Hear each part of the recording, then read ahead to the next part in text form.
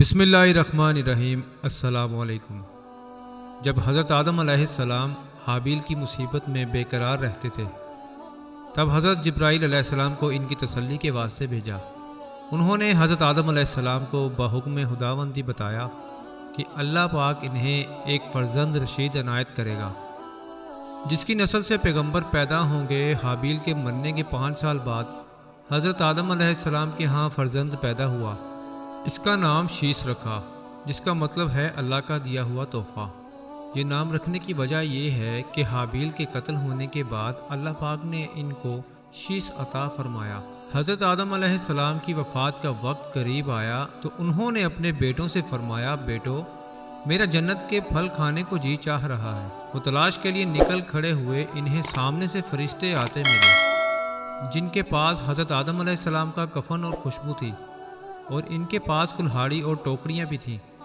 انہوں نے کہا کہ آدم کے بیٹو، تمہیں کس چیز کی تلاش ہے؟ انہوں نے کہا کہ ہمارے والد بیمار ہیں اور جنت کے میوے کھانے کی خواہش رکھتے ہیں۔ فرشتوں نے کہا کہ آپ واپس چلے جاؤ، تمہارے والد فوت ہونے والے ہیں۔ اور جب فرشتے حضرت آدم علیہ السلام کی روح قبض کرنے کے لیے آئے تو حوا علیہ السلام نے انہیں دیکھ کر پہچان لیا۔ وہ حضرت آدم علیہ السلام سے چمٹ گئی۔ حضرت آدم علیہ السلام نے فرمایا کہ مجھ سے الگ ہو جاؤ، پہلے بھی مجھے تمہارے ذریعے سے ہی مصیبت پہنچی تھی، میرے رب کے فرشتوں کے ساتھ جانے دو۔ فرشتوں نے ان کی روح قبض کی، غسل دیا، کفن پہنایا، خوشبو لگائی، آپ کی قبر کھودی اور تیار کی۔ انہوں نے حضرت آدم علیہ السلام کی نماز جنازہ ادا کی، قبر میں رکھ کر اوپر سے مٹی ڈال دی، پھر کہا کہ آدم کے بیٹو تمہارے لیے یہی طریقہ ہے۔ حضرت آدم علیہ السلام کہاں دفن ہوئے اس میں اختلاف ہے۔ مشہور ہے کہ انہیں ہندوستان کے پاس سری لنکا میں دفن کیا گیا۔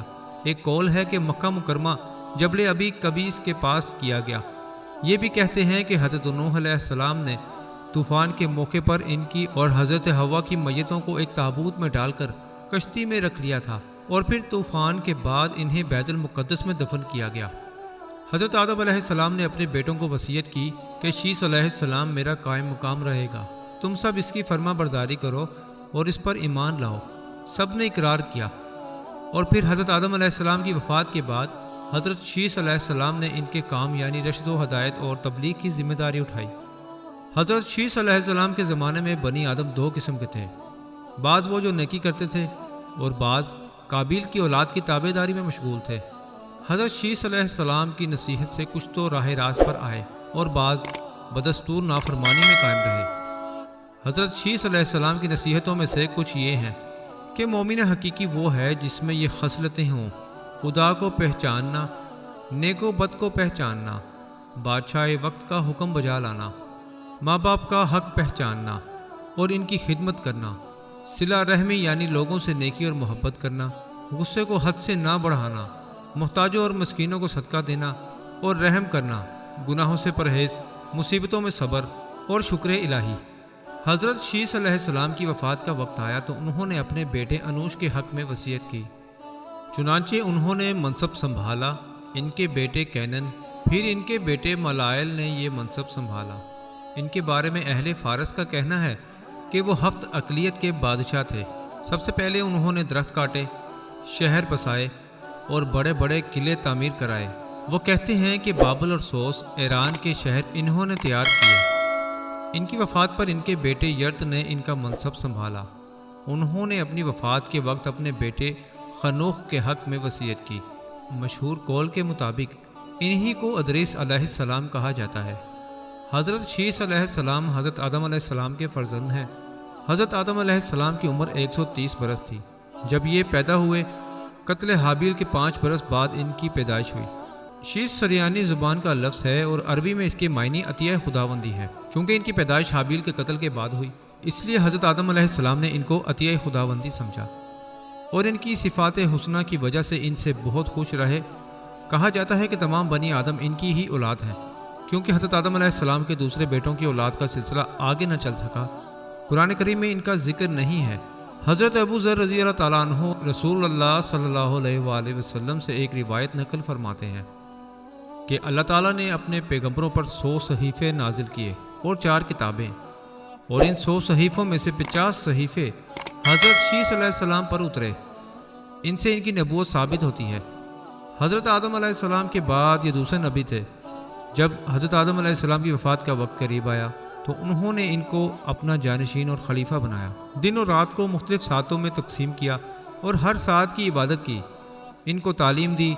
انہوں نے ان کو طوفان نوح سے بھی آگاہ کیا۔ حضرت آدم علیہ السلام نے ان کی نسل میں خیر و برکت ہونے کی دعائیں مانگی۔ ہمارے رسول اللہ خاتم النبیین حضرت محمد صلی اللہ علیہ وآلہ وسلم انہی یعنی حضرت شیث علیہ السلام کی اولاد میں سے ہیں۔ حضرت شیث علیہ السلام حسن و صورت میں اور خوب سیرت میں حضرت آدم علیہ السلام کے مشابہ تھے اور تمام اولاد میں حضرت آدم علیہ السلام کے نزدیک محبوب تھے۔ چنانچہ حضرت آدم علیہ السلام نے قبل از وفات ان کو اپنا ولی عہد بنایا اور بطریق وصیت کے فرمایا کہ جب طوفان نوح حضرت نوح علیہ السلام کے زمانے میں ہو، اگر تم اس زمانے کو پاؤ تو میری ہڈیوں کو کشتی میں رکھنا جو غرق ہونے سے محفوظ رہے، یا اپنے اولاد کو وصیت کرنا کہ اس طرح عمل میں لائیں۔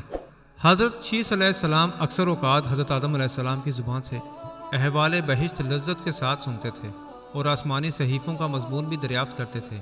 اس لیے حضرت آدم علیہ السلام نے تجرد اور خلق سے انہیں حق سے خلیفہ کیا تھا اور لوگوں سے تنہا ہو کر دنیا کی لذتیں چھوڑ کر اکثر اوقات وظائف اور طاعت میں مشغول رہتے تھے، اور نفس کی ریاضت اور تہذیب و اخلاق ہمیشہ ان کے مد نظر رہتا تھا۔ حضرت آدم علیہ السلام نے وفات سے قبل شیث علیہ السلام سے فرمایا، اے میرے بیٹے، تم میرے بعد میرے جانشین ہو، تم تقوی اختیار کرو اور جب بھی اللہ تعالیٰ کا شکر کرو تو اس کے ساتھ حضرت محمد صلی اللہ علیہ وآلہ وسلم کا نام ضرور لو، کیونکہ میں نے ان کا نام عرش پر اس وقت لکھا ہوا دیکھا جبکہ میں روح اور مٹی کے درمیانی حالت میں تھا۔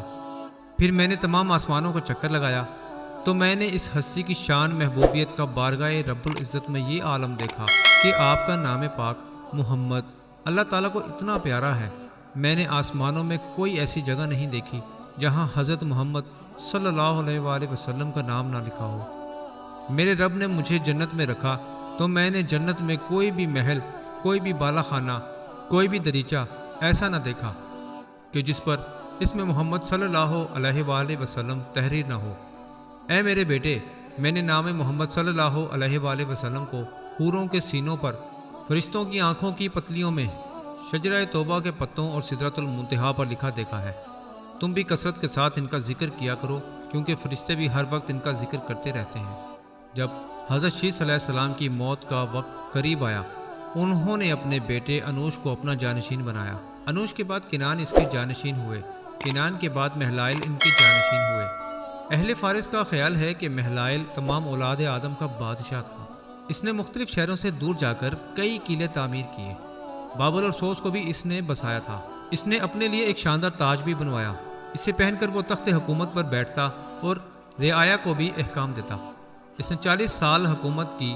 اس کے مرنے کے بعد اس کا فرزند یارد اس کا جانشین ہوا، اور اس کے بعد اخنوخ اس کا فرزند اس کی حکومت کا وارث ہوا۔